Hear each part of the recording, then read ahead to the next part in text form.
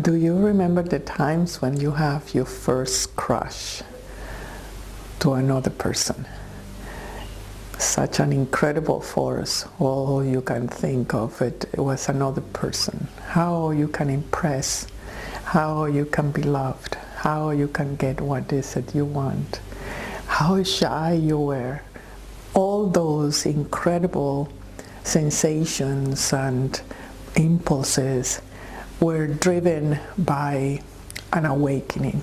That's a kind of the first awakening to see that there is an opposite, that there is somebody out there. Before that, you kind of were happy to be in your own circle, your mom, your family. But even then, it comes at a time where that polarity will make you realize that, oh, there is something interesting out there. That is something that is I am feeling, that make me feel, that make me have a certain attraction. And that is such an important moment, because it's awakening your Trinity. It's awakening your wisdom, it's awakening your natural impulse to love, and is awakening your will. And the union of that three forces that is implicitly in your life. It is how your cells work, it's how you are going to navigate and represent one of those trinities, those attributes of the Trinity. Is a play. It's a play, and always have been. So it's something that you cannot divorce yourself from it. It's something that is part of you. But it's only awakened or being seen, better say, when you have the number two, when you have a polarity, when you have somebody or a thought that reflects the positive charge and the negative charge. It means that force of the origin of the second dimension. So in that entanglements of the two forces, of the negative and positive polarities, you are able to create something very powerful, and is the attraction, that attraction between two things, and that force awakes. And in Sanskrit it's called prana, and that force is distributed in everything that you are going to be doing in your life.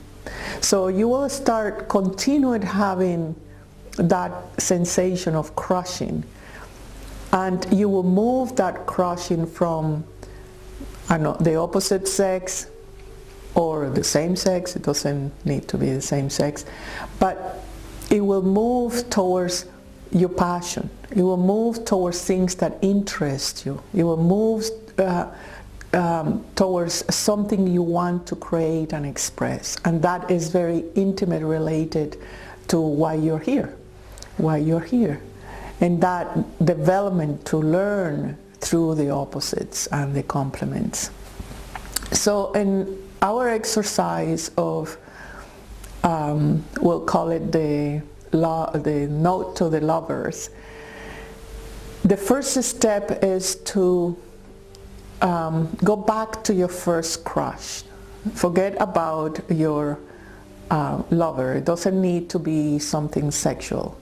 It's something probably when you were 14, when it's the kind of the first awakening in that teens or pre-teens age, and see what was your approach.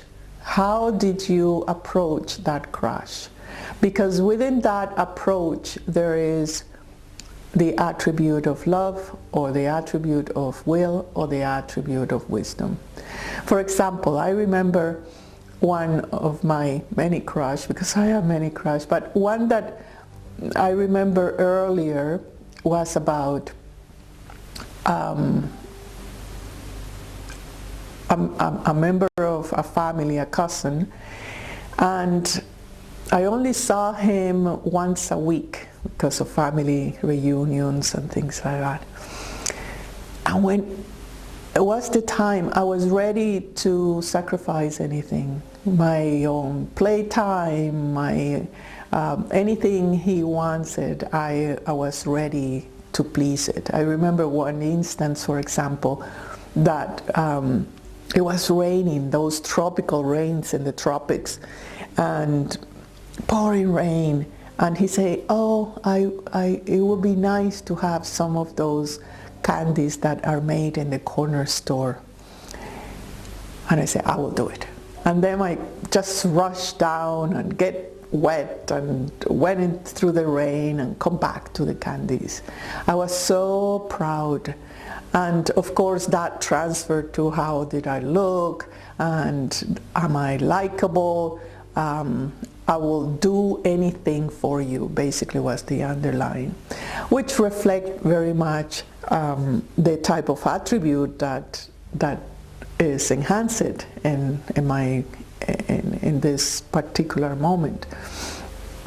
So the more important part as a first step for healing that force, that we will call it the crush force, because it's really, it takes you, it's so magnetic, is to go back and start stimulating and looking from different perspective, and from one more mature point of view of what did it happen there, how you shrink, or how did you expand, or how was your approach in front of your own attribute. I don't want you to imagine that it's in front of another person, because the other person and circumstances, you were creating that in order to awake the attribute, in order for you to see the strength and the potency, and to locate yourself on it, where you are scared of your own awakening, of your own energy, or you decide to take it all the way.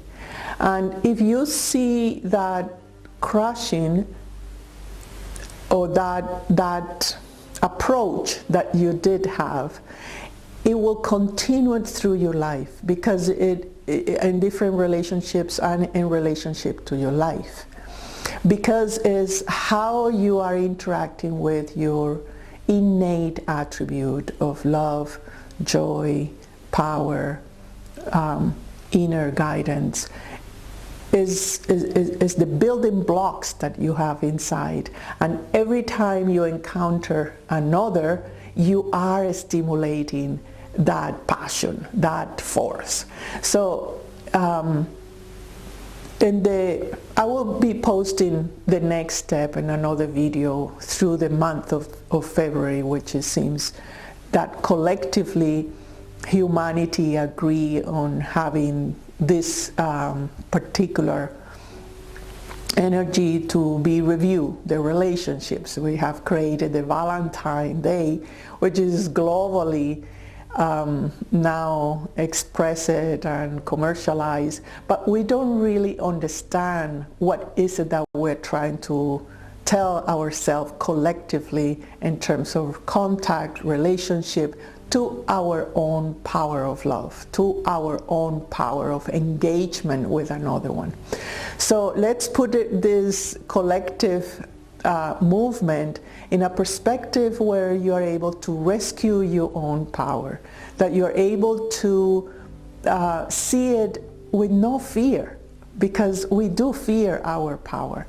We think that we will be destroyed with that immensity, with that unlimitlessness, and that others won't understand us, that we'll feel isolated, that there's too much or too little, etc. So that's not the case. The case here is that we are using a moment that is very tangible for you in terms of relationships to rescue or to see your attributes from another point of view that works right now to enhance your inner passion.